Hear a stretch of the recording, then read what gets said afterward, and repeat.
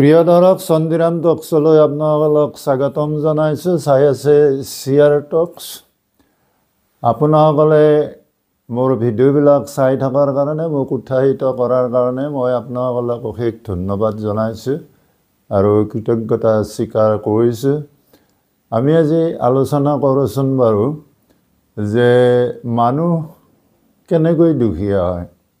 দুখীয়া সংজ্ঞাটো ক'ৰ পৰা আহিল, কিয় দুখীয়া হয়, আমি চিন্তা কৰোঁচোন বাৰু। ব্ৰাহ্মণ, শূদ্ৰ, ক্ষত্ৰিয়, বৈশ্য এই চাৰি জাতিৰ বা চাৰি শ্ৰেণীৰ মানুহ আমি আমাৰ ইতিহাসত পাই আহিছোঁ।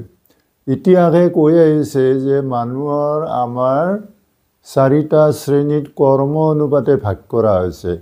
কিন্তু এই দুখীয়া শ্ৰেণীটো ক'ৰ পৰা আহিল, কেনেকৈ মানুহ দুখীয়া হ'ল, আমি কেইটামান কথা উল্লেখ কৰিম। আমি প্ৰথমে চাওঁ যে বংশগত কিবা উৎস আছে নেকি যে সেই পৰিয়ালটো সদায় দুখীয়া হৈ থাকিব লাগিব। যিজন মানুহে যিটো নৱজাত সন্তান একেবাৰে দুখীয়া দৰিদ্ৰ পৰিয়ালত জন্মগ্ৰহণ কৰে, তেওঁ সদায় দুখীয়া হৈ থাকিব লাগিব বুলি কিবা গেৰাণ্টি আছে নেকি? নে বংশানুক্ৰমত তেওঁ দুখীয়া বুলি সকলোৱে নিন্দা কৰিব, সকলোৱে দুখীয়া শ্ৰেণীৰ মানুহ বুলি ধৰি থাকিব? গতিকে এই দুখীয়া সংজ্ঞাটো কেনেকৈ হয় অলপ বুজাত কঠিন হৈ পৰে।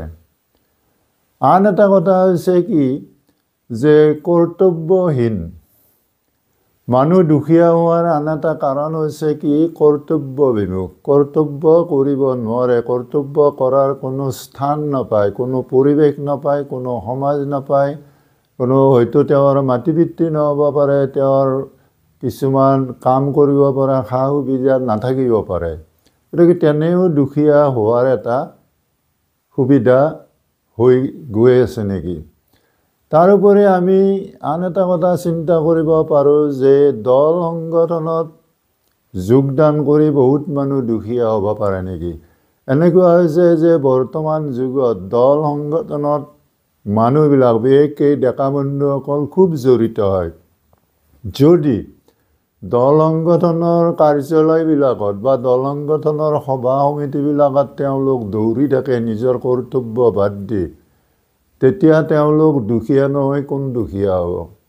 দল সংগঠনক বাচাব যাওঁতে নিজৰ অভিৰুচিমতে দল সংগঠনক ভাল পাই থাকোঁতে তেওঁ দিনক দিনে নিকিন হৈ যাব নিশ্চয় লাগিব, যদিহে তেওঁ নিজৰ যিটো কাম সেই কামটো অৰ্থাৎ নিজৰ যি ব্যক্তিগত জীৱনত তেওঁ এজন মানুহ হিচাপে পৰিচিত হ'বলৈ যিখিনি কাম কৰিব লাগে সেইখিনি যদি নকৰে তেওঁ দুখীয়া হৈ নিশ্চয় যাব।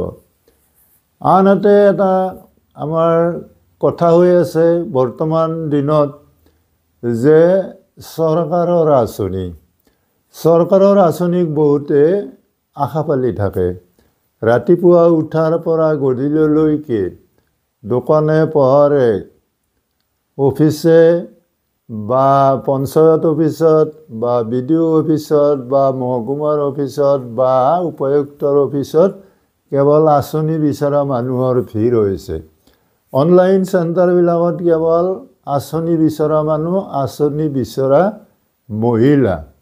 এই মহিলাসকলে আঁচনি বিচাৰি বিচাৰি ৰাতিপুৱাৰে পৰা তেওঁ ঘৰখনৰ সকলো কাম কাজ, আনকি ল'ৰা ছোৱালীক আপডাল কৰাকো পৰিত্যাগ কৰি, ঘৰৰ আন কাম বন পৰিত্যাগ কৰিও আঁচনিৰ নামত দৌৰি থাকে।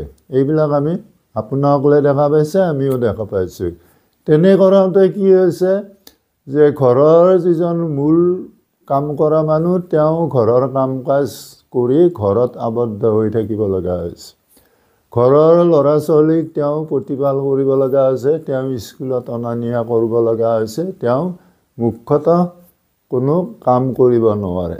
অন্ততঃ এনেকুৱাও হৈছে যে এজন দিন হাজিৰা কৰি খোৱা মানুহে দিন হাজিৰা কৰিব যাব নোৱাৰে, তেওঁৰ পৰিবাৰে তেওঁক হয়তো ধমকি দিও ঘৰত বহুৱাই থৈ অফিচে অফিচে আঁচনিৰ নামত ঘূৰি থাকে। গতিকে আঁচনিৰ নামত যিখিনি পইচা পায় সেইৰে তেওঁ এটা পৰিয়াল চলিব পাৰে নে নোৱাৰে এইটো তেওঁ ভাবি চোৱা দৰকাৰ। আমি উপলব্ধি কৰিছোঁ সেইখিনি পইচাৰে আঁচনিৰ নামেৰে তেওঁ যিখিনি পইচা পায় সেই পইচাখিনিৰে তেওঁৰ পৰিয়ালটো কেতিয়াও ভৰণ পোষণ দিব নোৱাৰে। উচ্চ শিক্ষাৰ কাৰণে ল'ৰা ছোৱালীক টকা পইচা দিব নোৱাৰে, ফলত উচ্চ শিক্ষাৰ পৰা পৰিয়ালটো বঞ্চিত হ'ব লগা হয়। এনেকৈও দুখীয়াৰ এটা সংজ্ঞা আমি দেখিবলৈ পাইছোঁ। আন এটা কথা হৈছে কি, বৰ্তমান যুগত আঁচনি দিয়াৰ পিছত যিখিনি আঁচনিৰ ধন ঘৰখনে পায় সেইটো এটা তেওঁলোকৰ জীৱনৰ প্ৰধান ইনকাম বুলি তেওঁলোকে ধৰি থাকে আৰু সেইটোকে আশা পালি থাকে। যিটো কাৰণত ঘৰৰ আনকি মুৰব্বী মানুহ কিছুমান আছে যে তেওঁ ৰাতিপুৱাই উঠি পৰিবাৰৰ যিটো আঁচনি, যিটো অৰুণোদয়ৰ ধন কেতিয়া পাব, কৃষি লোন কেতিয়া পাব, বৃদ্ধ পেঞ্চন কেতিয়া পাব, তাকে গণোতে তেওঁৰ দিন পাৰ হৈ যায়, কাম কৰিব নোৱাৰে। এইটো তেওঁৰ বদ অভ্যাস।